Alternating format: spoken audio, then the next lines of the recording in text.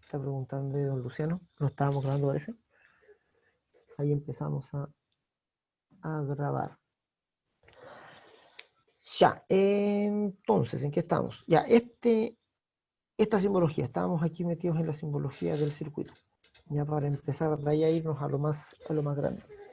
El motor de anillos rosantes, ya, o el motor de rotor bobinado, tiene 3 bobinas en el rotor, conectadas en estrella internamente, como les dije.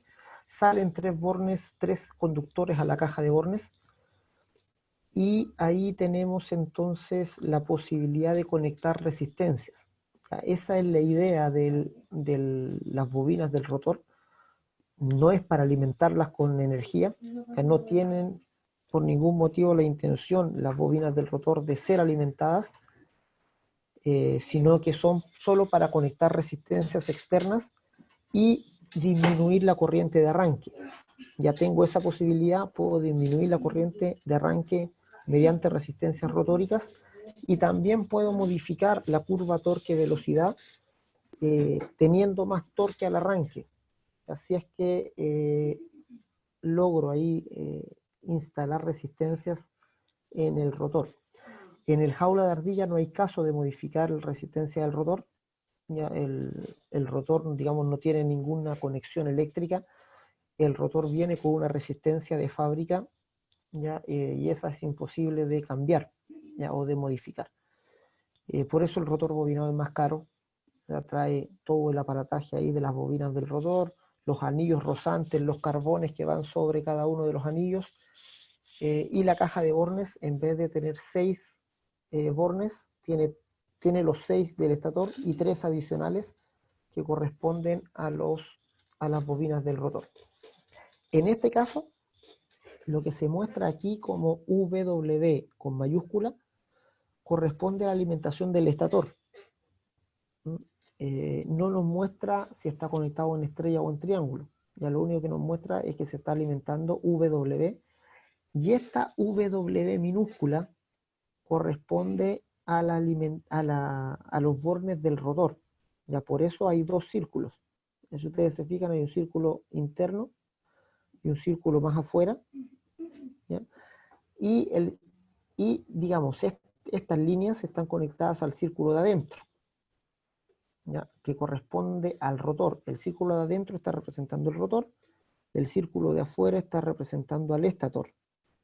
Entonces, estas líneas W se ve que se conectan al estator, son las líneas de alimentación, pero estas 3 líneas, ya que van hacia las resistencias, se conectan en la parte interna que corresponde al rotor. O sea, obviamente esa conexión al rotor se hace por medio de los carbones que están rozando en los anillos, ya para eh, poder agregarle resistencia al rotor. Está claro, ¿verdad? Con eso. Claro. Tenemos entonces que este circuito lo que está haciendo es instalando resistencias al rotor, al motor de rotor bobinado. ¿Ya? Y es un arranque con resistencia rotórica, así se llama. Arranque por resistencia rotórica. Y fijémonos qué es lo que en el funcionamiento ya básico de este circuito. Tenemos aquí un contactor C1, que es el que alimenta el motor. Ya, ese único contactor está encargado de alimentar el motor, no hay otro. No hay cambios de giro, no hay partidas estrella triángulo, no hay ninguna de esas cosas. Hay solo una partida directa, ¿ya? Mediante este contactor. Y hay 3 contactores que están gobernando aquí cuánta resistencia se le aplica al rotor. Si estos están abiertos los 3, ¿ya? Si C4, C2, C3 y C4 están abiertos, se le va a agregar, cada línea va a ver la suma de las 3 resistencias. ¿Ya? Por ejemplo, aquí U minúscula va a haber esa más esa más esa. Ya V también va a ver la suma de las 3 y W también va a ver la suma de las 3. O sea, va a partir el motor con la máxima resistencia en el rotor. Y eso va a hacer que la corriente de arranque baje lo más posible.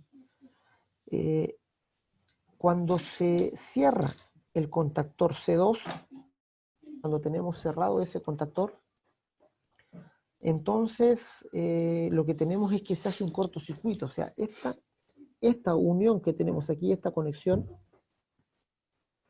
en vez de hacerse en este punto, se hace acá. ¿Ya? Es como que cortocircuitáramos esas 3 líneas en este punto.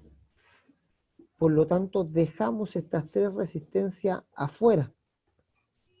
¿Ya?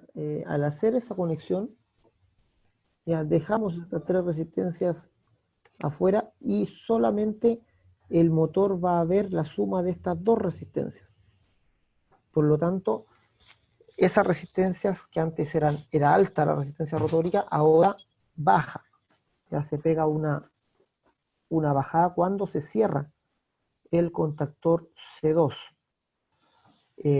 Luego, cuando se cierra el contactor C3, entonces cortocircuitamos estas 3 líneas.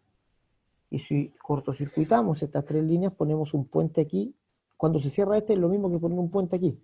¿Ya? O sea, si ustedes se fijan acá, este contactor cortocircuita esta primera línea con la segunda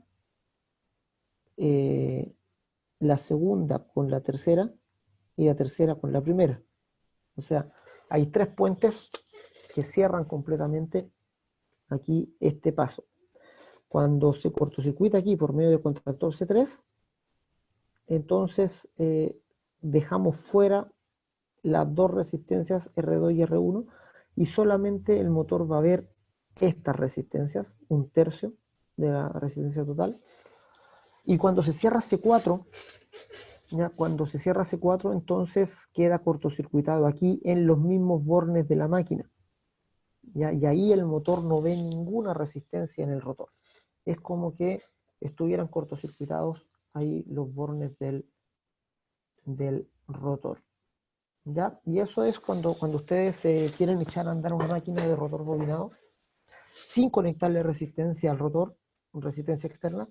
Entonces lo que deben hacer es cortocircuitar los bornes del rotor, ¿ya? Echar a andar el motor con esos bornes cortocircuitados, porque de esa manera funciona el motor de inducción.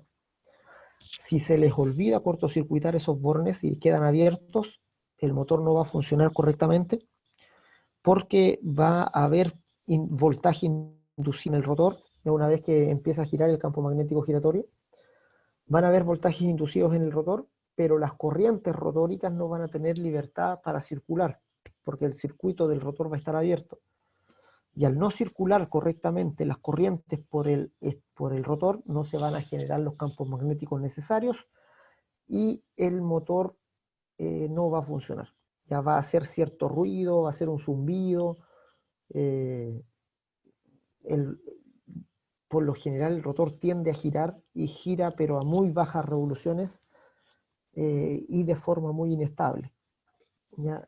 Así pueden identificar cuando un motor de rotor bobinado queda con los bornes del rotor abiertos. Por tanto, hay que cortocircuitarlos de todas maneras, aunque no le pongamos resistencia externa. Pero esa es la idea de este circuito de fuerza.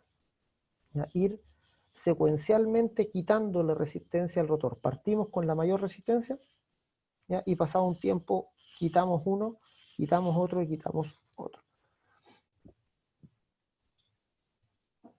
Vamos a mirar el circuito de control que está alimentado aquí, lo podemos ver mediante un transformador M2 y protegido por este fusible. ¿Ya? Este transformador no sabemos de cuánto es, no nos dice, pero podría ser a lo mejor un transformador de aislación. Eso quiere decir que es 1:1, solamente para aislar eléctricamente el circuito de control y que trabaje con el mismo voltaje, digamos, entre líneas aquí de la red. O podría ser un transformador reductor, ya para que el circuito de control trabaje con un voltaje más bajo. Ya, aquí el circuito de fuerza podría trabajar con 380, aquí me dice el voltaje del circuito de fuerza, pero no me dice el voltaje del circuito de control. Ya, por lo tanto, aquí el circuito de control podría estar funcionando con 380 o con un voltaje menor como 220, 110, 24 volts, 50 volts. Lo importante es que el voltaje que es fija para el circuito de control, todos los relés, digamos aquí los relés de los contactores, deben estar diseñados para ese voltaje. ¿Mm? Y ahí tenemos entonces el circuito de control y veamos cómo opera. Metámonos aquí en el análisis de este circuito de control para después hacer el diagrama temporal. Ya esa es la idea. Aquí vemos el circuito está protegido por medio del contacto del relé térmico. Luego tenemos la botonera de parada, B2. Esa es la botonera de parada o stop, que se llama B2. Tenemos luego la botonera de partida, B1, y vemos que no hay otra botonera. O sea, solamente este control tiene partir y parar. Ya no tiene otra opción de operación. El operario ve solo dos botones. Tiene uno para arrancar y otro para detener. Y se supone entonces que todos los cambios ya, que se van haciendo en el circuito los hace de forma automática. Está claro, como dice el compañero ahí, está automatizado por temporizadores. Y vamos a ver cómo se lleva a cabo toda esta cadena, ya de ir quitándole resistencia por tiempo. Presionamos B1, ya, B1 energiza a C1 directamente, ya, B1 energiza a C1. C1 tiene como un contacto de sello acá, que lo mantiene energizado cuando quito el botón, pero además energiza toda esta otra rama. ¿Ya? Estas otras tres ramas quedan conectadas por el sello de C1, pero no se activa ninguna más. Vamos a ver que todos estos contactos están abiertos aquí abajo. ¿Ya? Por lo tanto, ninguno se activa, excepto este con C1.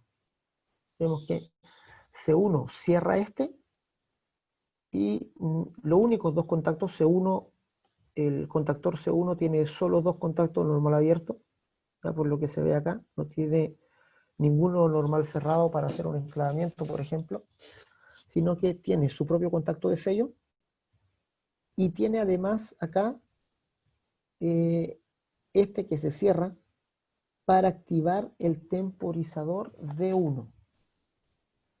Entonces, cuando presionamos B1, aquí se nos activa el contactor C1, se energiza, y C1 además cierra este contacto para energizar D1. Tenemos que tener claro que qué clase de contactor es este. Recordemos, ya haciendo el recuerdo de las clases anteriores, que hay dos tipos de temporización. Ya, hay una temporización a la conexión, ya esa es la primera temporización que vimos. La temporización a la conexión o al trabajo, le llamamos también, que en ese tipo de temporización a la conexión, es cuando se energiza el contactor y el contactor no hace nada.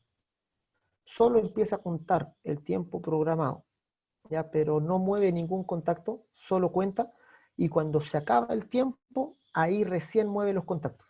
¿Ya? Esa es la temporización a la conexión o al trabajo. Ya cuando alimentamos, el contactor no hace nada hasta después del tiempo, y después que se acabó el tiempo, ahí mueve los contactos y los deja en posición de trabajo. Por eso se llama temporización al trabajo. y cuando se le quita energía al contactor, entonces cambia sus contactos a la condición de reposo inmediatamente. Es decir, para el reposo no tiene delay, no tiene temporización. Esa es la primera temporización, la temporización al trabajo o la temporización a la conexión. El otro tipo de temporización es el temporizador a la desconexión, ¿ya? O la temporización al reposo. Ya tiene esos dos nombres. Esto es para hacer un repaso nomás de lo que ya vimos anteriormente. Y la temporización al reposo, recordemos que funciona de la siguiente manera. Cuando energizamos el contactor, ¿ya? Cuando energizamos el temporizador, ¿ya? El temporizador cambia inmediatamente los contactos. ¿Ya? Los cambia de forma inmediata y permanece ahí. O sea, cuando lo energizamos funciona como todo normal, se energiza, cambia los contactos inmediatamente, pero cuando lo desenergizamos, o sea, se le quita la energía, ahí comienza a contar un tiempo y no vuelve los contactos a la condición de reposo inmediatamente, sino que se mantiene en la posición de trabajo contando el tiempo, y cuando cuenta y termina de contar, se acaba el tiempo programado, entonces recién los contactos vuelven a la condición de reposo. Eso se llama temporización a la desconexión, ¿ya? O temporización al reposo. ¿Ya? Esas dos clases de temporizaciones existen. Vimos que tenían simbologías distintas, ¿ya? Y según la simbología de este temporizador, ¿ya? Y la simbología de este contacto, esto se refiere a un contactor a la conexión, ¿ya? O al trabajo. Una temporización al reposo tiene esta, que es como una letra C, ya la tiene hacia el otro lado. ¿Ya? Es como una C invertida. Así que vamos a ver, según lo que comentamos de la temporización, C1 se activa, hace su sello, C1 cierra aquí, se activa este temporizador y no pasa nada. Acuérdense, no pasa nada, solo empieza a contar. Aquí me dice que tiene un delay de 1 segundo, o sea, es súper corto el tiempo, ya de que se energiza, 1 segundo, ya actúa. ¿Ya? Y cuando actúa este temporizador, veamos lo que ocurre. ¿Ya? D1 está aquí, es el único contacto de D1.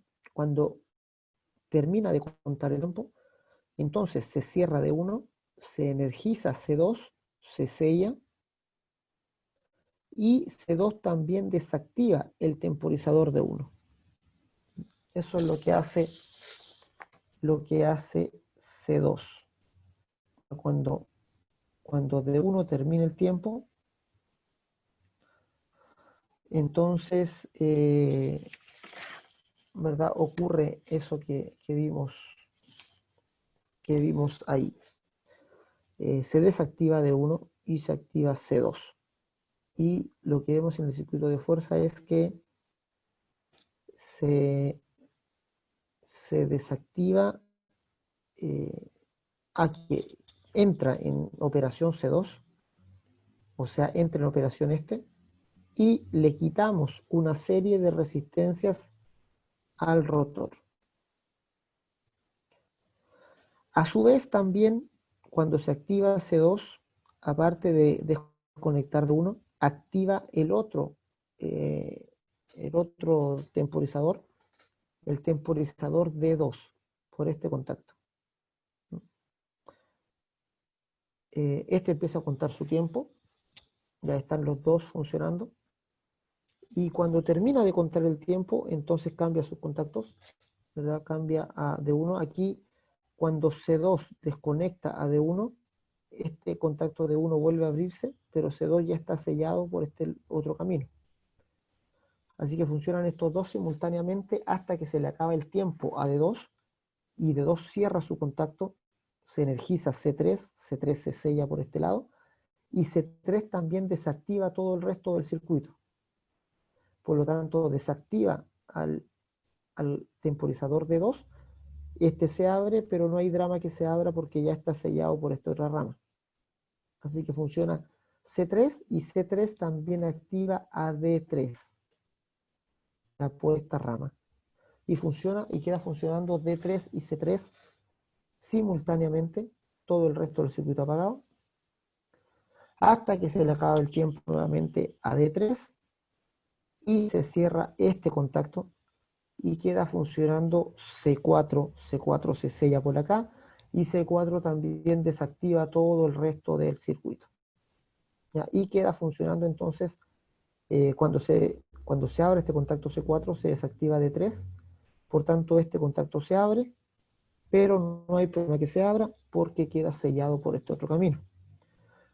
Entonces vemos que C1 permanece en todo momento energizado, pero estos otros tres contactores se activan secuencialmente. Primero C2, luego cuando se activa C3 se desactiva C2, y luego cuando se activa C4 se desactiva C3 y queda C1 y C4 funcionando todo el tiempo permanentemente. ¿Ya? O sea, parte C1, energiza el motor se echa a andar, y estos tres están abiertos, por tanto parte con toda la resistencia. Terminándose el tiempo del primer temporizador, se cierra C2. Tenemos aquí un cortocircuito en las tres líneas, se deja fuera esta parte. Pasado el tiempo del segundo temporizador, se cierra C3, se hace un cortocircuito aquí, se dejan fuera todas esas resistencias, queda solo esa porción. Y pasado el tercer tiempo, se cierra C4, se hace un cortocircuito en los bornes y queda funcionando de esa manera continuamente el motor. Sin resistencia rodórica. Es como queda funcionando al final. No sé si está clara la operación ya del motor. Lo único que nos queda es venir aquí. Ya, esta es la que hicimos del estrella triángulo manual. Ya, para ponerle un título aquí. Esto es diagrama temporal de la partida estrella triángulo manual.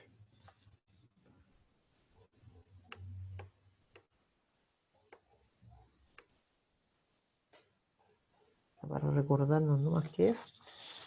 Y la dejamos ahí, guardamos la pantalla para ponerla en el aula más adelante. Ya. Vamos a tener que borrar esto. Borramos esto. Y entonces vamos a hacer el diagrama temporal de este circuito secuencial de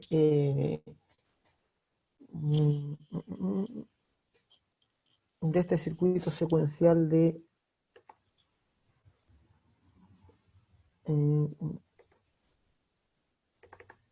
resistencia, de partida con resistencia rotórica. Tenemos solo dos botoneras, B2 y B1, las vamos a dibujar en ese orden.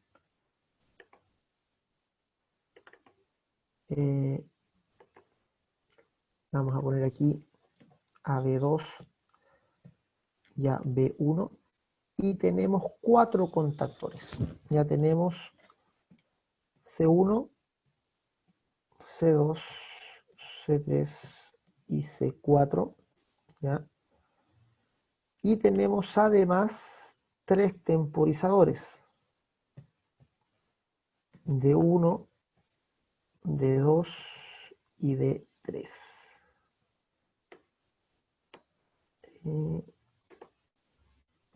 Aquí. Vamos a poner esta más arriba para que hagamos una separación entre los contactores y los temporizadores. Ahí tenemos aproximadamente cómo está el asunto. Vamos a ver más de la pantalla. Profe, Ay, el C4 lo pasó para los temporizadores. tienes razón. Y ya no podemos modificarlo. Así que estamos jodidos. Hay que hacerlo de nuevo. Ya, V1 entonces y V2 corresponde a las botoneras, ¿verdad? Después tenemos C1, C2, C3 y C4 los contactores, y los temporizadores están dispuestos como D1, D2 y D3. Eh, Así, de esta manera. Ahí lo vamos a acercar a la línea lo más posible. Y ahora ajustamos entonces las líneas. Ese corresponde a B1 y a B2, que son los únicos dos pulsadores que tenemos. Los contactores ahora, C1, C2, C3 y C4. Y nos quedan los tres temporizadores, que son D1, D2 y D3. Y ahí tenemos entonces dos botoneras, cuatro temporizadores, cuatro contactores y tres temporizadores. Todos estos son los elementos del circuito, elementos activos del circuito que hay que integrar en un diagrama temporal para ir viendo cómo evoluciona las distintas partes del circuito y poder analizarlo. La idea es que dominemos esta herramienta, digamos, es una herramienta de análisis para circuitos de control, que es potente, ya nos muestra bien eh, con, con, digamos, con harta claridad qué ocurre simultáneamente en el circuito y qué cosas van sucediendo secuencialmente. Entonces, nada ocurre sin antes presionar la botonera. Ya si no se presiona V1 no pasa absolutamente nada. A ver, veamos, a ver, V1 es... eh, eh, eh, eh, eh, vamos a mirarla aquí. Vamos a ir de un lado para otro. B2 es stop, por lo tanto, si presiono B2 no ocurre nada. Solo al presionar B1 ocurre algo. ¿Ya? Y ocurre que cuando presiono B1 se activa C1 y D1 inmediatamente de forma simultánea, y D1 empieza a contar su tiempo, y sin hacer nada todavía. Eh, Vámonos aquí a la pizarra. B1. Ya, entonces, aquí voy a acomodar esto aquí abajo.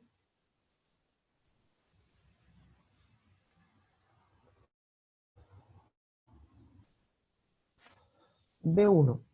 Presiono B1 y al presionar B1 se energiza simultáneamente C1 aquí, que se sella, por lo tanto permanece después de que se sacó el dedo del botón. Aquí eh, cada uno de los elementos tiene un estado desenergizado en 0 y un estado energizado en 1. Ya son los dos estados que pueden tener. Por lo tanto, aquí la botonera cambia de estado a 1 cuando lo presiono. Aquí es el tiempo que lo mantengo presionado. Y aquí es el estado 0, vuelvo a 0, cuando quito el botón, ¿verdad? Y pasa a condición de reposo. Cuando pulso la botonera, C1 se energiza inmediatamente y también D1 ya queda también inmediatamente energizada. D1, que es este. y D1 se energiza y empieza a contar un tiempo, ¿ya? O sea, no cambia ningún contacto D1, ya C1 se energiza directamente, ¿ya? Y D1 empieza a contar un tiempo que es regulable seguramente, dependiendo del tipo de contactor. A ese tiempo le vamos a llamar tiempo 1. Ya, hay tiempo 1. Ese tiempo generalmente es regulable, ¿ya? Y cuando T1 acaba el tiempo, aquí T1 se energiza, empieza a contar. Cuando acaba el tiempo, ya, de 1, ¿qué ocurre? Ya vamos a mirarlo aquí y a recordar. Cuando D1 termina su tiempo, se activa C2, ¿verdad? Se activa C2 y D2. Y D2 empieza a contar su tiempo. Y se desactiva D1. ¿Ya? D1 se desactiva. Eso es lo que ocurre por ese contacto de C2 ahí. ¿Ya? Y C2 queda energizado por su contacto de sello. Y queda aquí D2 contando su tiempo. C1 sigue energizado durante ese periodo. Aquí entonces, al terminar T1 su tiempo, se activa C2. Vamos a activar ahí. Vamos a activar C2. Justo al término de ese tiempo, se activa C2. Continúa funcionando. Este de acá, C1, sigue funcionando. Ese tiempo no se inmuta para nada. Comienza a funcionar C2 y comienza también a funcionar D2.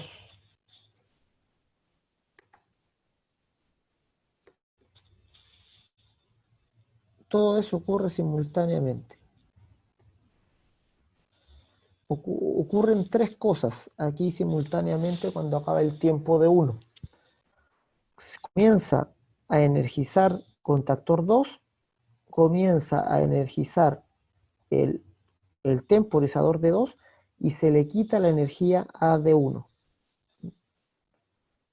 Eso ocurre. Aquí empieza a contar un tiempo que también seguramente es regulable, un tiempo T2, ya que comienza a operar ahí junto con ese. ¿Qué ocurre al terminar el tiempo del temporizador D2? Ya, para eso hay que volver acá. ¿Qué ocurre al terminar el tiempo de D2? Se activa C3, ¿ya? Y se activa D3, ¿no? Y al activarse C3 se desactiva D1, queda desactivado, ¿verdad? Que ya estaba desactivado de antes, y se desactiva ahora D2 y C2. D2 y C2 quedan fuera, ya por ese contacto de C3. Y queda ese energizado por el sello y el temporizador. Por tanto, vamos acá otra vez. Y al terminar este tiempo de 2,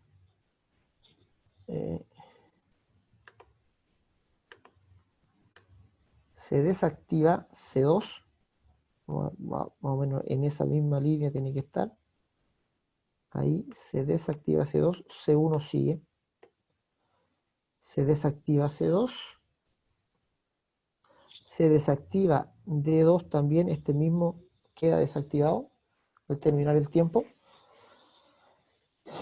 Y se activa D3. ¿Ya? O sea, aquí tenemos otra. Vamos a poner aquí. Y se activa D3. Y D3 empieza a contar su tiempo para adelante. Este que es el tiempo T3. T3. Ahí entonces tenemos los tres tiempos de los tres temporizadores, ¿verdad? Y C3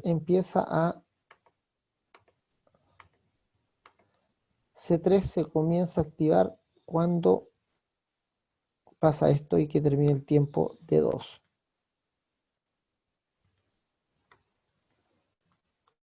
Yo voy a cambiar el color de esta cosa. Ahí.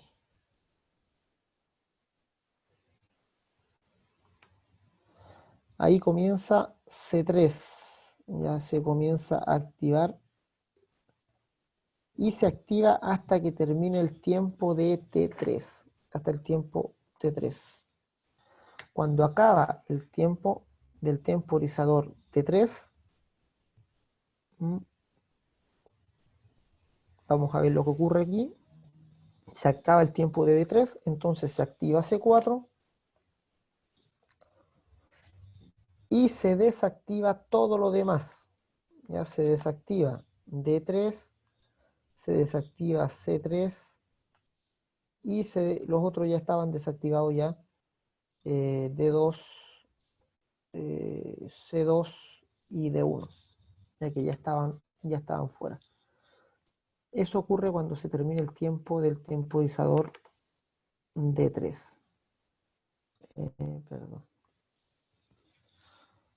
Aquí aquí se activa C4, entonces cuando termine el tiempo de 3, aquí se activa C4 y se desenergiza D3, aquí se desactivó D3 y se desactiva también C3. Ya, C1 queda ahí y C1 sigue, ¿no es cierto? Adelante, no se ve afectado por los tiempos de los temporizadores.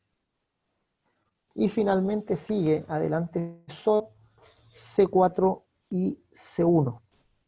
¿Ya? Solamente esos dos quedan en funcionamiento permanente hasta que se active la... vamos a tirarlo un poco más para atrás esto.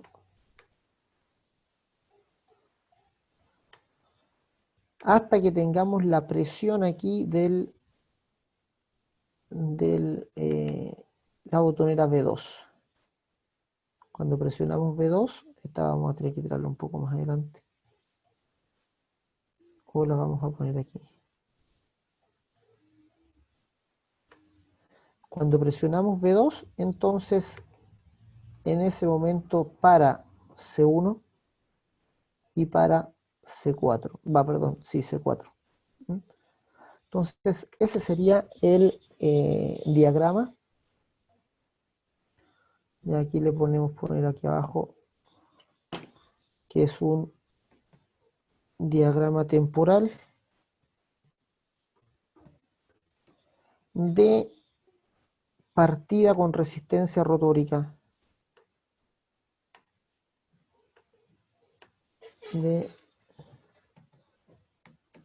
partida con resistencia rotórica de un motor de rotor bobinado o un rotor jaula de ardilla. Ese es el título que le vamos a poner ahí.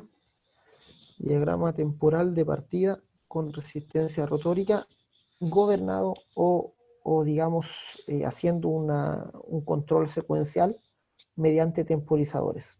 Un temporizador va actuando un contactor primero, otro después y otro al final para terminar con el total del circuito. ¿Ya? Así que eso es lo que tenemos ahí. Ya, ese es lo que vamos a guardar también para ponerlo en el aula. Y lo puedan revisar después con calma. Como les dije, esto muchas veces no se capta el 100% mientras se está dando la explicación. Ya por eso es necesario ya volver a repasarlo después, hacerlo manualmente después y que vaya esto, digamos, decantando, ya para que después sean capaces de mirar un diagrama temporal y captar más o menos qué hace el circuito, o ir al circuito de control y dibujar el diagrama temporal sin problemas, ¿no? Eso, ya no sé si hay dudas, preguntas, consultas con respecto a lo que vimos, ¿ya? O si está más o menos claro. Ya, ahora sí van captando más o menos bien la idea por último. ¿Ya? La idea es ir viendo distintos tipos de circuitos para ir analizándolos, ¿ya? Y que se queden, digamos, con esa competencia, ya que es la principal, la competencia primaria, yo creo que deben adquirir en este curso, que es captar la lógica de contactores, ya comprender bien cómo se hace esa lógica, ya cómo se construye, cómo se interpreta, y eso les va a servir más adelante, pues si manejan lógica de contactores, esa es la base. Eso les va a servir después para programar PLC, por ejemplo. Ya cuando se maneja lógica de contactores, la programación de PLC sale muy fácil. Ya a veces en el lenguaje de escalera, por ejemplo, el líder, se hace muy fácil la programación del PLC porque el PLC tiene la misma lógica en su lenguaje de programación para el usuario, digamos. Es la misma lógica que la lógica de contactores. Por lo tanto, se hace muy fácil la programación de PLC después. Y la programación de cualquier controlador.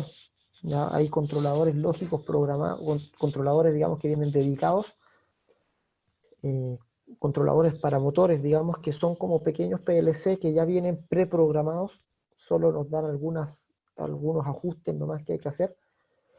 Todas esas programaciones se hacen muy fáciles cuando se maneja lógica de contactor, que es lo que estamos viendo en este curso. Ya es como la base ya de la mentalidad, digamos, lógica que ustedes tienen que tener como programadores. Muchachos, eso por ahora.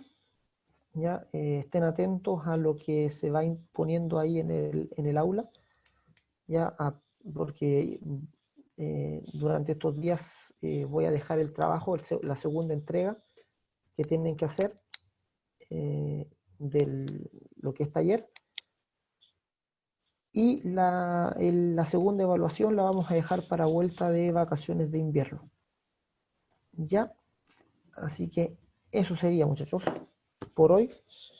No sé si hay alguna pregunta o dejamos hasta aquí. Por lo menos, profe, me quedó bastante claro lo que explicó hoy día. Ya. Estamos entonces. Nos vemos entonces, muchachos. Cuídense. Ya, profe. Gracias, Estén bien. cuídese. Cuídese, que Chao, esté bien. profe, que esté bien. Buen fin de semana para todos. Igual por usted, profe. Chao, profe. Chao, chao. Nos vemos, don Luis. Chao, profe. Nos vemos.